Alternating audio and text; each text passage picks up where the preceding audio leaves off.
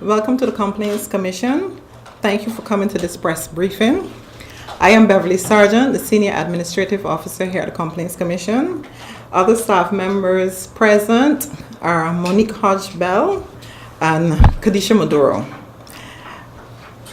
The next person that will address you will be the Complaints Commissioner, Mr. Elton Georges. He will speak to you on the 4th annual report and his 12th special report and other current projects. The 4th annual report presents statistics of the Commission's activities for the year 2012 and the Commissioner's comments on the general state of public service delivery as seen from his vantage point. The Complaints Commissioner is a constitutional post, the holder of which is appointed by the Governor, acting after consultation with the Premier and the Leader of the Opposition. The Commissioner is responsible for reporting on the investigation of complaints considered, including a summary of how they have been resolved, his findings and recommendations, appointing mediators where appropriate to help resolve disputes, promoting public awareness of the role of the office, and encouraging all public officers and public authorities to respond constructively and helpfully to complaints made directly to them as outlined by the Complaints Commissioner Act of 2003. At the end of the statement, Mr. Georges will take questions. Copies of the annual report can be found on our website at www.ombudsman.vg. We're also on Facebook and Twitter. Now I introduce you to Mr. Elton Georges, our Complaints Commissioner. Good morning, everybody. Let me thank Beverly Sargent for the introduction, and let me thank you all for coming, and welcome to this, our first press briefing in 2013. As I've said many times before, the press is a natural partner of an ombudsman office anywhere, and that includes here in the Virgin Islands. And they're a partner in getting the word out on what we do and how we do it. Through means of the press and the media, people get to know about the office and get a good idea of how we operate. Our annual report for 2012, as you know, was tabled in the House of Assembly finally last week, Monday. Along with it were two special reports to the House of Assembly, numbers 10 and 11. We titled the foreword to the annual report, Good Services No Accident, to emphasize the need for public agencies to devote deliberate attention to the demands of service improvement. Everyone agrees with good service, but in practice, not a lot of attention appears to be paid to it. I will not be going over the report here. I will just make a few general comments and take your questions, if any. First, let me say the good news. The Complaints Commission is still open for business. We are still in existence. Within 4 months and a bit, this office will be celebrating its 5th birthday. The second good news is that it's not only in existence, but it is carrying out its main assigned task of receiving and investigating complaints against government agencies according to law. The third thing I would say is that I believe that the office is having an overall beneficial impact. Certainly, some of the persons who have used the office to look into their grievances have been satisfied with the process, even when they did not achieve all of their objectives.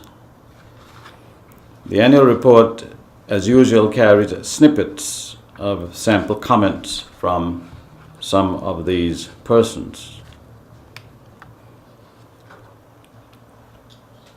On the government side, I perceive that some more attention is being given to handling complaints more professionally. I mentioned in the report the internal complaints system, which has been introduced in government departments. That system is still in the teething stage, and we are anxious to see how it will perform. It is now too early to say anything much about it. On the wider canvas, it is on the whole difficult to assess the impact of this office, or an ombudsman office anywhere. How would one measure the maladministration, for example, that had been prevented simply by the actions that the Complaints Commission has already taken, and especially when many departments are not very forthcoming about informing us of any actions that they may take as a result of our recommendations and our findings. In the end, it is for others, of course, to judge and to say what sort of impact this office is having. But as its existence comes to be better known and the principles for which we stand, I believe that the conversation in official circles is gradually changing. And gradual is okay. I admit here to being a bit impatient, that I do tend to get a bit too impatient, perhaps, with the very slow pace of change, and that I tend, therefore, to forget how relatively new this office is. I was bumped back to a sense of reality by comments made by the Bermuda Supreme Court last week on the role of the Complaints Commissioner there, the Ombudsman there, as the court upheld the certification of contempt brought by the Ombudsman against the mayor and the deputy mayor of the corporation of the city of Hamilton. In that case, if I may say briefly, the deputy mayor and the mayor did not attend when summoned by the Ombudsman, who was investigating a matter, and they use as their excuse that the Ombudsman did not permit them to have legal representation at the interview with them that she was summoning them to.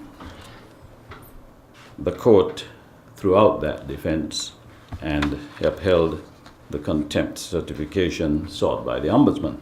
But in the course of his judgment, the judge said the following, quote, "The office of Ombudsman is still a relatively new one, and the number of persons in Bermuda, be they public officials or ordinary citizens, who have an instinctive appreciation for the principles underlying the review of administrative action, is probably comparatively small.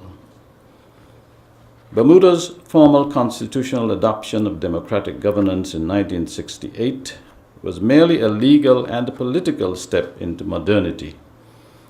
The Ombudsman Act, designed to facilitate practical good governance in modern real-world terms, is still an infant, less than 10 years old.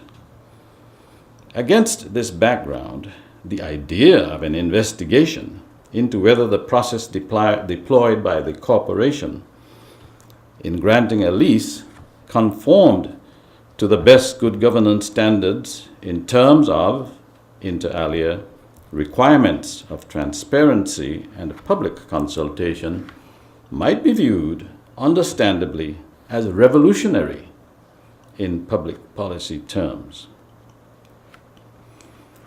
These are some of the comments of the Chief Justice in Bermuda in rendering his landmark decision, what will be a landmark decision for ombudsman's offices everywhere, in upholding the role of the ombudsman and the entitlement to respect when the ombudsman summons someone to be a witness.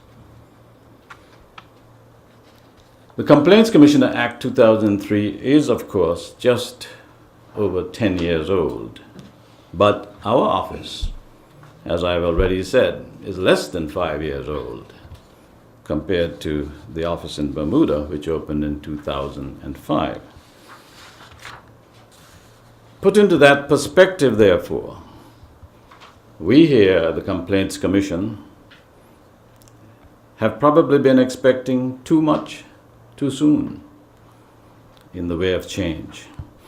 And instead of highlighting our disappointments, as I do in this report, we should perhaps be celebrating more the distance that we've come in so short a time.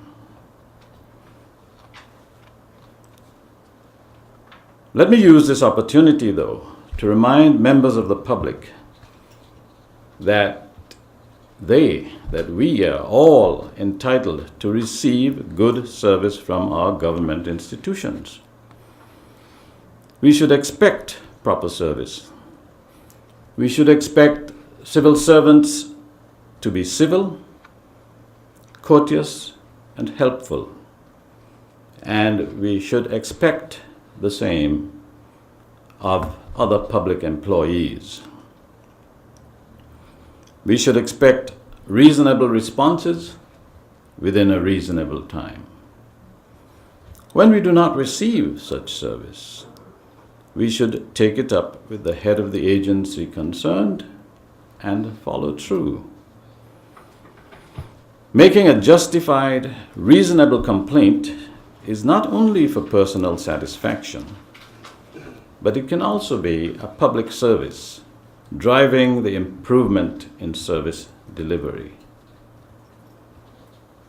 There are some 52 government departments, and the number of statutory bodies, public authorities, is some 40 and still growing, including the newest public authorities, the Parole Board and the Non-Profit Organizations and Registration Board. They all ought to give you good service. We've taken complaints against bodies such as the Electricity Corporation, the Health Services Authority, the Social Security Board, all the ministries of government, including the Premier's office, and we have even taken a complaint against the Governor's office, in which we found a previous governor at fault in a matter. So the Complaints Commission is open to genuine complaints against anybody who's within our jurisdiction. So please, we are again appealing to people out there to expect and ask for good service. Ask for the service charters of the department that you're dealing with if you don't see those service charters, and they should be right out front for you to pick up. And read them and hold them to the standards in those service charters. And make notes. On our website, we have put a guide to effective complaining, to getting good service and what to do if you don't get good service. Let me conclude by thanking the Governor and the Deputy Governor for their support over the years, and to thank those public officers who respond, generally return our telephone calls, and generally do their jobs well. They know who they are. I would like to thank my hard-working staff. I would like to thank again you, ladies and gentlemen of the information media, for the vital role that you play. But most of all, I'd like to thank all of those persons who took the time and the trouble to use our office. I know that the majority of persons who have grievances, some of them very serious grievances, do not complain. They do not complain elsewhere. They do not complain to us for various reasons. But one reason is just the word I just recently mentioned, time. The time it takes to complain. And I know that I myself, over the years, as I think back, have at times had bad experiences with airlines, for example. And at the time I resolved that when I get back I was going to write a letter to the president of the airline to complain. But in the event I never did take the time to do it, although I know some of my friends who have and who have gotten good responses. So to all those persons who took that time, I would like to say through this forum, thanks to them. As we are preparing here the Complaints Commission for what could well be the first changing of the guard early next year, I do hope that everyone in the territory will get on board with seeking the goal of continuously improving more responsive, more professional public services that are fair to the user, the member of the public. I thank you. And now, as usual, let me see, do you have any questions for the answers that I have? Sure. Good morning, Complaints Commissioner Georges. Sean Rose, JTV News. You mentioned departments, public service departments such as the BVI-HSA, BVI-EC, the Governor's Office and the Premier's Office as being some of the agencies that you have had to investigate.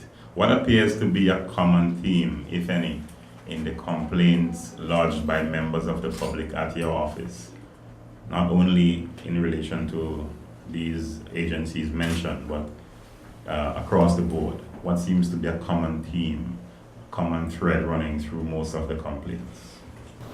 Thank you for that question, and it's very much like a question we've had in these sessions before, and I think that the answer remains the same, that the most common theme is lack of response. Lack of response to questions that are asked, lack of response to requests that are made, applications that are made, and or again, long delays in getting those responses. That's the most prevalent theme.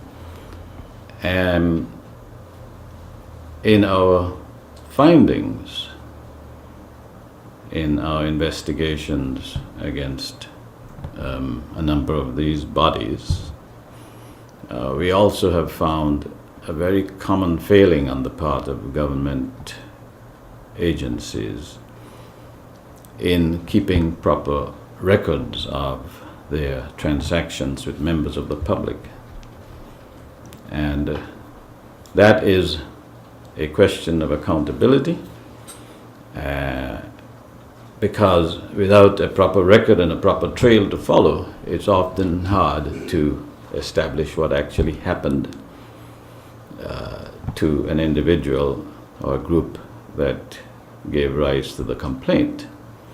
And so we have been repeating this over and over, that government agencies need to keep proper records of their dealings with members of the public, especially where these have, important consequences to those members of the public. Just a follow-up. Have you identified, or can you say whether or not a lack of institutional capacity may have contributed to some of those lapses in terms of record keeping and so forth? Maybe they don't have enough people working in those departments. I would have to agree with that in a number of cases, that the resources of the departments and so on concerned are rather stretched. But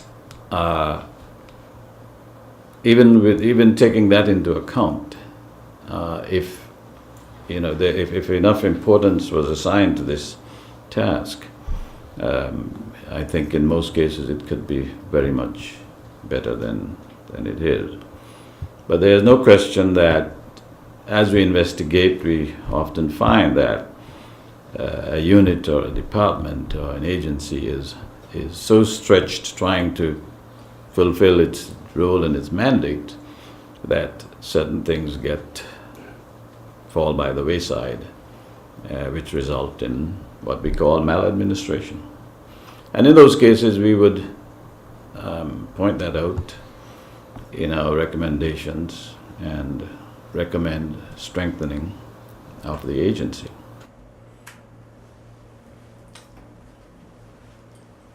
Ron Henry with Virgin Islands News Online.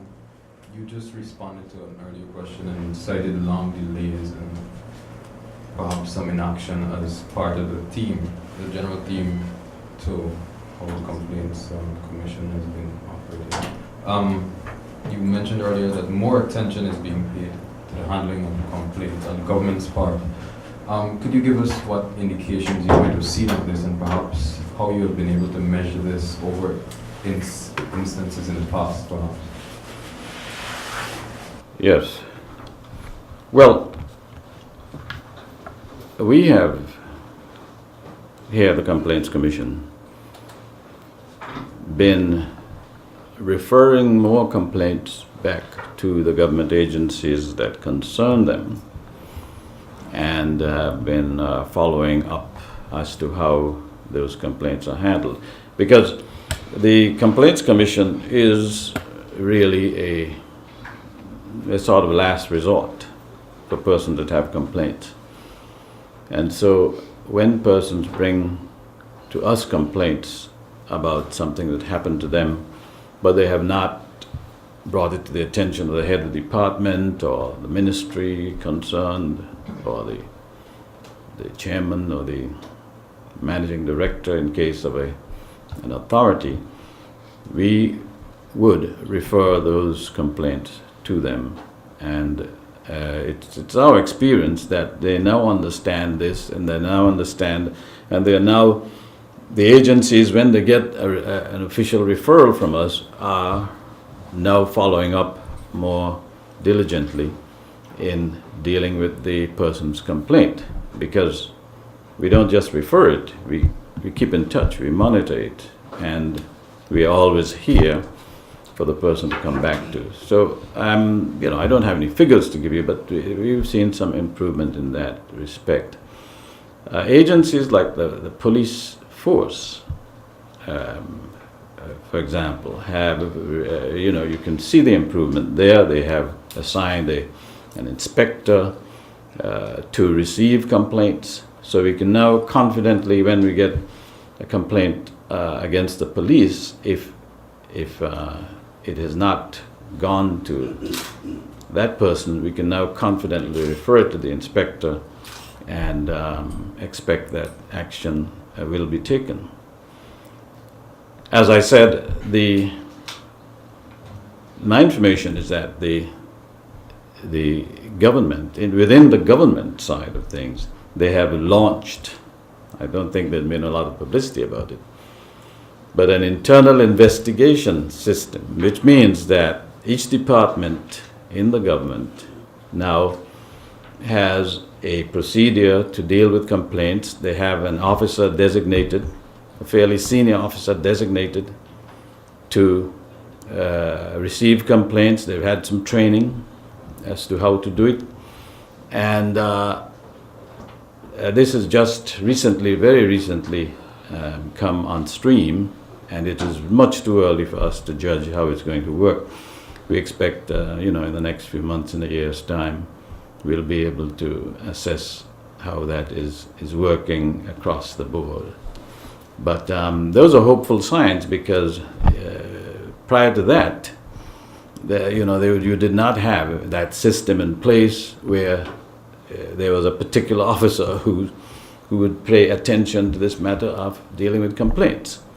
The service charters of all the agencies did say you can complain, but they didn't seem to have a machinery as they do now. But it's too early to see if, how it's going to work. You mentioned the relative youthfulness of the Complaints Commission, and you also expressed that at points you might have been impatient at the slow pace of change. Do you think that there's a point that you can be legitimately expected to become impatient? A point at which you can legitimately expect to become impatient? I would say so, but that's a subjective matter.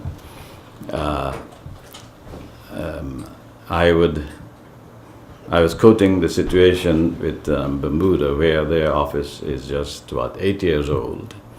And here you have the Chief Justice observing, as an outside observer, well, this is a very new thing. This is just a little suckling infant. And so it's no surprise that there's a lot of resistance within the public service culture and the political culture to the intrusion of this little infant into their affairs. It will take time to become accustomed to it.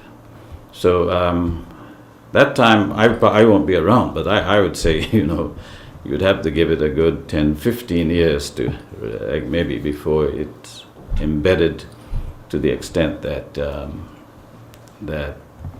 it is producing consistently high results.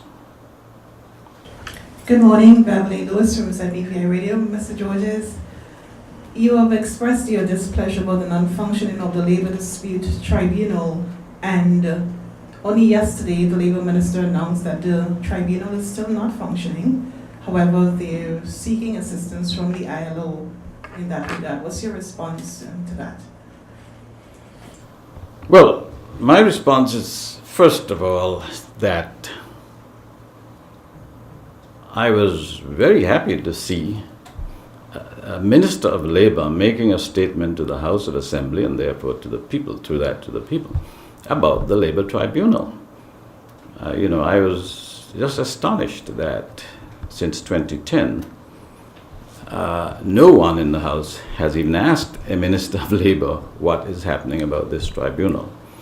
And there wasn't a question yet, but the Minister himself volunteered to come to the House to make that statement. So just the fact of the statement being made to the House, I think, is progress, although it has come very late in the day. The other good thing is that the ministry is working on getting the tribunal in place, and they want to do it properly. And the other very good thing about the statement is that the minister apologized to the public, and particularly to the number of employees or employers who have matters that were unsettled and that the tribunal should have dealt with, and it isn't there still. So those are the positive aspects. It clearly is disappointing that we are still uncertain as to when the tribunal will be operational. And we are all hoping that the measures that the minister has announced and the assistance that he is getting, that within very few months, one hopes that there will be an operational tribunal. You spoke about the changing of the guard next year. Are you leaving the commission? Well, if you've been following what's going on, this position has been advertised now for a few weeks. Oh. Yes, my contract comes to an end in February next year.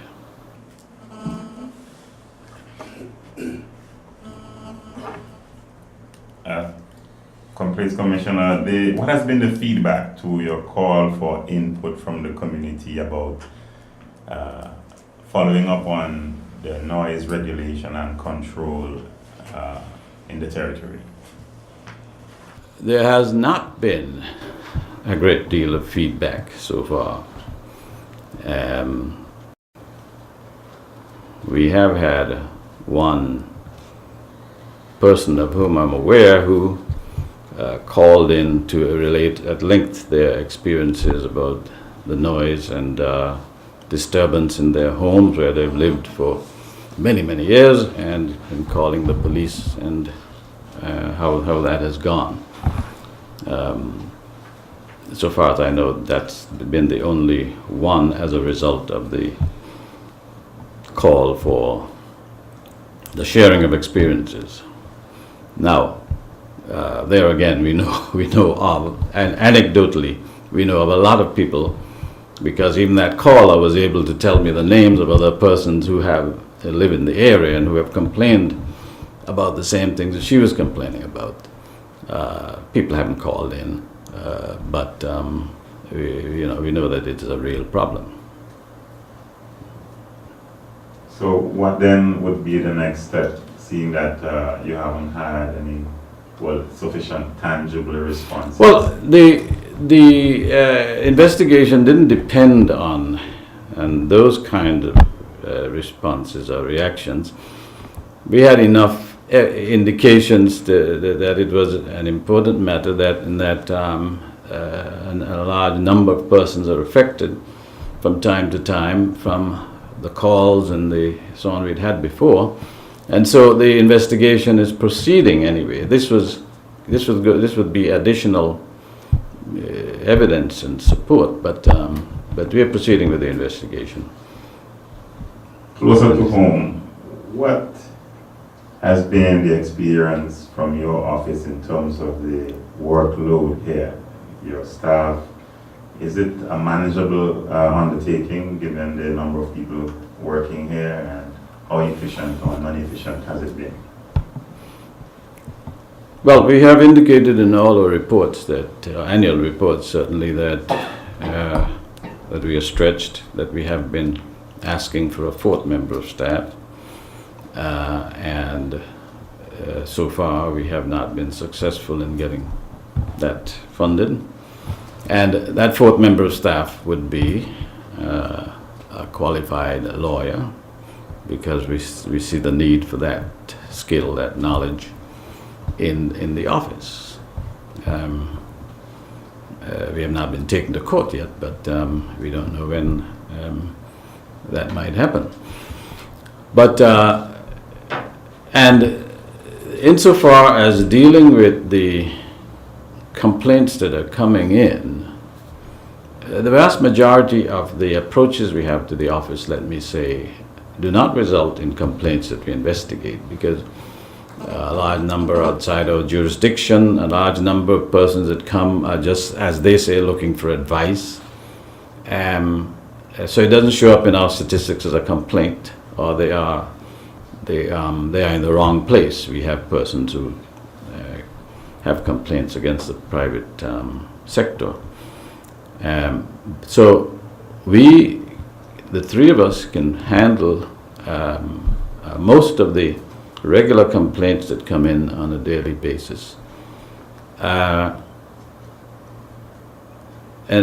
although it is a stretch, especially as you also, as like in any office, as you know, you have to spend a lot of time just doing the things to make sure the office is running and keeps going, as well as the fact that persons get sick, persons are on leave, so you're stretched most of the time. But where I think that we find the lack of staff, and the lack of at least another member of staff, to be a real constraint, is in doing what we call own motion investigations. I see the need, and I think any complaints commissioner would see the need, for investigation of various matters of public concern, not just to respond to complaints, but we've been very constrained in doing any of those investigations or launching them, or because of the shortage of staff. So if the office is more adequately staffed, I think that one result would be we'd get more own motion investigations, and that I think would increase the production of the office. And make it more effective as a champion of good governance and good service.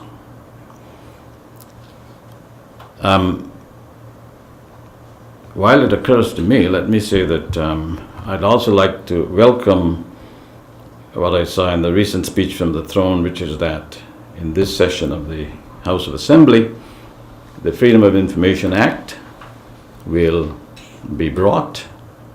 The statement in this speech from the throne is a lot more extensive than in previous ones, so that gives one the hope that it is going to happen. As we know, that draft has been around for many, many years. And also the Human Rights Commission, which will be a commission, like this is the Complaints Commission, which will be a commission that will deal with complaints, is promised to be brought to the House. So these would be, if these were to happen, then it'll go all the way to expanding, if you like, the internal government watchdog systems, and redound to the benefit of the residents of this territory. So I would like to say that I'm happy to see, as well as there was a promise in the speech from the throne that the Legal Professions Act bill would be brought back. And in my report, I did mention how regrettable it was that that bill, which has been around for many years, still did not make it through the House in this last session. And our interest in it is the provision within it for members of the public to complain where they feel that they have been very badly served by their lawyers. And we've had to turn down a person to complain. We can't take complaints against lawyers, against private individuals. So that would be another, I think, good thing for the members of the public of this territory. Any more questions?